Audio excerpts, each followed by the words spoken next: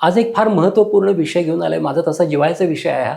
तो म्हणजे घी किंवा घृत किंवा तूप, गाईचं तूप. हे गाईचं तूप असतं ना, ते आपल्या आरोग्यासाठी अतिशय महत्त्वाचं असतं आणि हे आपल्या पूर्वाचार्यांनी सांगून ठेवलं आहे हो. अगदी आयुर्वेदामध्ये ठिकठिकाणी या तुपाचा उल्लेख आढळतो.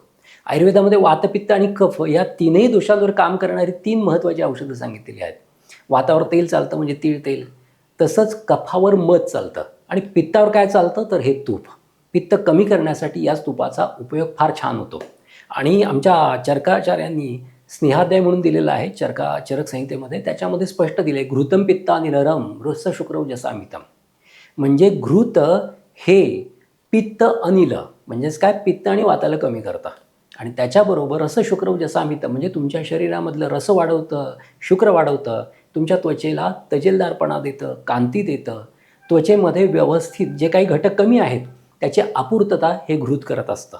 असं हे घृत आपल्या शरीरासाठी अतिशय आवश्यक असतं. त्यामुळे आम्ही आमच्या रुग्णांना नेहमी सांगतो की दिवसाला घृताचे 2 ते 3 चमचे अवश्य खा.